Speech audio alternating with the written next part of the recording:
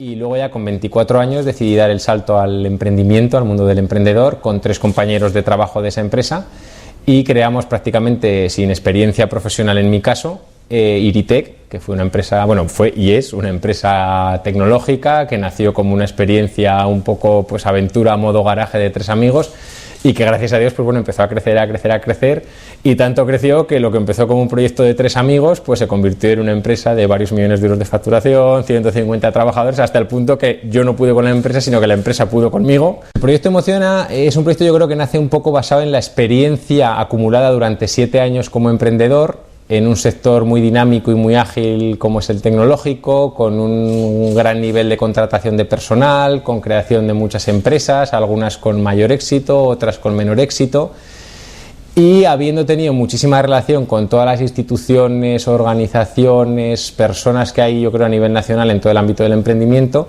y con la voluntad un poco de devolver a toda la sociedad lo que yo había aprendido en mi proceso emprendedor. No hay que perder de vista que el emprendedor en la fase inicial es un emprendedor que no tiene capacidad económica y yo luego dentro de Emociona tengo una visión muy social del emprendimiento y yo hago una tarea de asesoramiento con emprendedores de manera totalmente altruista, porque es mi parte un poco social de volcar a la sociedad lo que yo aprendí, ¿no? Entonces ahí hay un asesoramiento individualizado de, vamos a llamarlo consultoría, tampoco me gusta demasiado la palabra, ¿no? Que es puramente social, de ayudar a la gente que te lo pide. Oye, ¿me puedes echar una mano? Sí, ¿cómo? Pues como tú me pidas, ¿no? El proyecto como tal Emociona es una empresa unipersonal que de momento he creado yo colaboro con distintas agentes y entidades, pero de momento no hay personal contratado.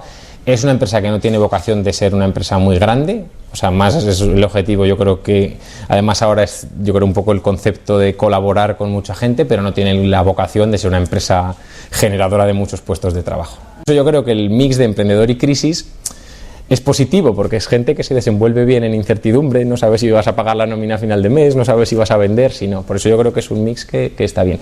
Claro, ¿qué ocurre? Que muchas veces ahora, como hay tanto nivel de paro, hay muchos emprendedores que buscan el poner en marcha su proyecto como un poco huida hacia adelante. Entonces hay que tener cuidado, que realmente hay que analizar bien el mercado, realmente si hay una oportunidad, realmente si se satisfacen unas necesidades. Entonces ahí es donde hay que tener cuidado y ahí es donde es importante la formación. Que a la gente hay veces que hay que decirle, bueno, analiza bien si realmente tienes mercado, si realmente vas a vender, por qué estás emprendiendo. A ver, yo creo que la primera parte es que es importante la formación, que yo creo que ya hemos incidido bastante.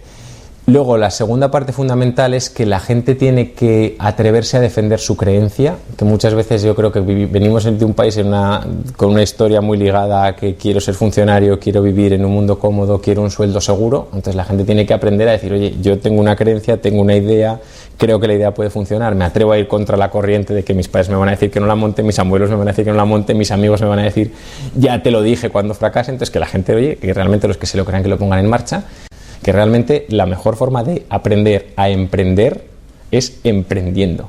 O sea, que la gente que se atreva a hacer las cosas. O sea, a esquiar aprendemos yendo a esquiar. Pero es que a emprender tenemos que aprender emprendiendo. Y es que encima la realidad es que cuando tú emprendes te vas enfrentando cada día a cosas nuevas, ¿no? Y eso yo creo que es una cosa que es que no tiene precio, ¿no? Eso es maravilloso. No sé, yo creo que cuando hablo yo creo que ya se transmite, que yo esto me lo creo de verdad.